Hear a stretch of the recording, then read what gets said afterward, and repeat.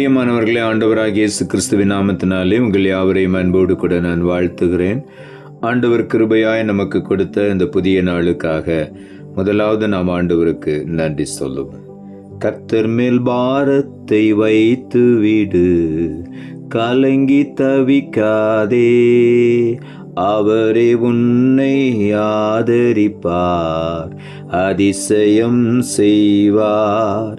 நீதிமான் தள்ளாட விடமாட்டார், நித்தமும் காத்து நடத்திடுவார். கர்த்தர் மேல் பாரத்தை வைத்து விடு, கலங்கி தவிக்காதே, அவரே உன்னை ஆதரிப்பார், அதிசயம் செய்வார். இந்த நாளுக்கென்று ஆண்டவர் கொடுக்கிற ஒரு வார்த்தை சங்கீதங்களின் புஸ்தகம் 55 அதிகாரம் 22வது வசனம். சங்கீதம் 55:22. கர்த்தர் மேல் உன் பாரத்தை வைத்து விடு, அவர் உன்னை ஆதரிப்பார், நீதிமானை ஒருபோதும் தள்ளாட விட்டார். இந்த காலை வேளையில் ஆண்டவருடைய வார்த்தை சொல்லுகிறது, நாம் பாரத்தை சுமந்து தவிக்காதபடி நம்முடைய பாரங்கள் எல்லாவற்றையும் கர்த்தர் மேல் வைத்து விட வேண்டும் என்று ஆண்டவரே சொல்லுகிறார்.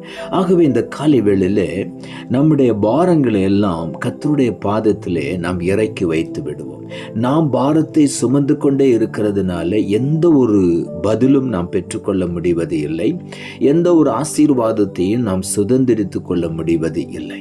அந்த பாரம் நம்மை அழுத்துகிறபடியினாலே எந்த நன்மையும் ஆசீர்வாதத்தையும் நாம் பெற்றுக்கொள்ளவே முடியவில்லை.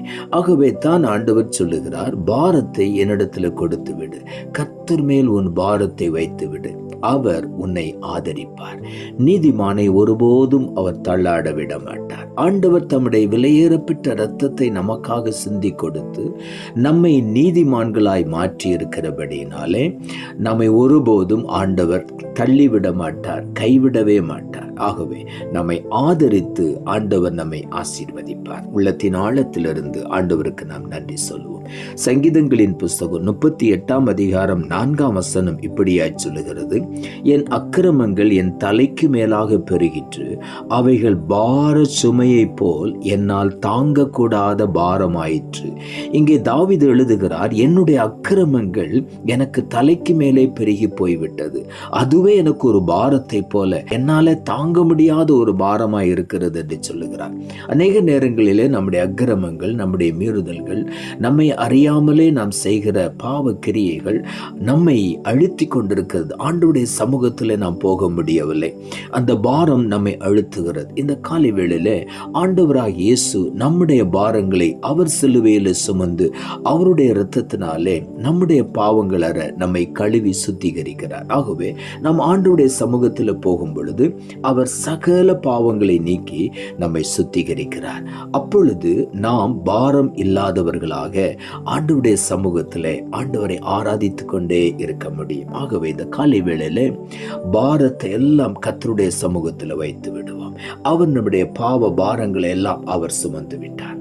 மத்தேயு எழுதின சுவிசேஷம் 11ஆம் அதிகாரம் 28ஆம் வசனம் இப்படியாய் சொல்லுகிறது, வருத்தப்பட்டு பாரம் சுமக்கிறவர்களே, நீங்கள் எல்லாரும் என்னிடத்தில் வாருங்கள், நான் உங்களுக்கு இளைப்பாறுதல் தருவேன். காலை வேளையில ஆண்டவருடைய வார்த்தை சொல்லுகிறது, எவ்வளவு பெரிய பாரத்தை நீங்கள் சுமந்து கொண்டிருந்தாலும் அதை பற்றி பிரச்சனையே இல்லை, நீங்கள் அந்த பாரத்தை என்னிடத்தில் கொண்டு வாருங்கள். வருத்தப்பட்டு பாரம் சுமக்கிற எல்லாரும் என்னிடத்துல வாருங்கள், அந்த பாரத்தை என்னிடத்துல இறக்கி வையுங்கள் என்று ஆண்டவர் சொல்லுகிறார்.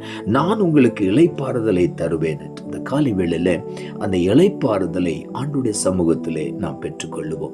எபிரேயர் புஸ்தகம் 12ஆம் அதிகாரம் 1 வசனம் இப்படியாய் சொல்லுகிறது, பாரமான யாவற்றையும் நம்மை சுற்றி நெருங்கி நிற்கிற பாவத்தையும் தள்ளிவிட்டு விசுவாசத்தை துவக்குகிறவரும் முடிக்கிறவருமாய் இருக்கிற இயேசுவை நோக்கி நமக்கு நியமித்திருக்கிற ஓட்டத்தில் பொறுமையோடே ஓட கடவோம் என்று இங்கே எழுதப்பட்டிருக்கிறது.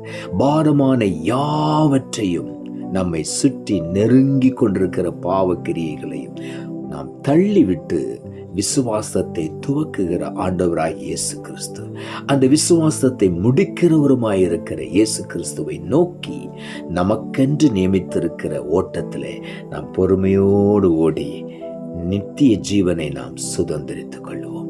மேன்மையான ஆசீர்வாதங்களை, உன்னதத்தின் ஆசீர்வாதங்களை நாம் சுதந்திரித்துக் கொள்வோம். நம்முடைய ஓட்டத்திலே பொறுமையோடு ஓடுவோம். பாரங்களை எல்லாம் ஆண்டவரிடத்திலே இறக்கி வைத்துவிட்டு நாம் விசுவாச ஓட்டத்திலே முன்னேறி சென்று மேன்மையான ஆசீர்வாதங்களை சுதந்திரித்துக் கொள்வோம். மத்தேயு எழுதின சுவிசேஷம் 11ஆம் அதிகாரம் 29ஆம் வசனம் இப்படியாய் சொல்லுகிறது, நான் சாந்தமும் மனத்தாழ்மையுமாயிருக்கிறேன். என் நுகத்தை உங்கள் மேல் ஏற்றுக்கொண்டு என்னிடத்தில் கற்றுக்கொள்ளுங்கள், அப்பொழுது உங்கள் ஆத்துமாக்களுக்கு இளைப்பாறுதல் கிடைக்கும். எப்படி இந்த இளைப்பாறுதல் கிடைக்கிறது?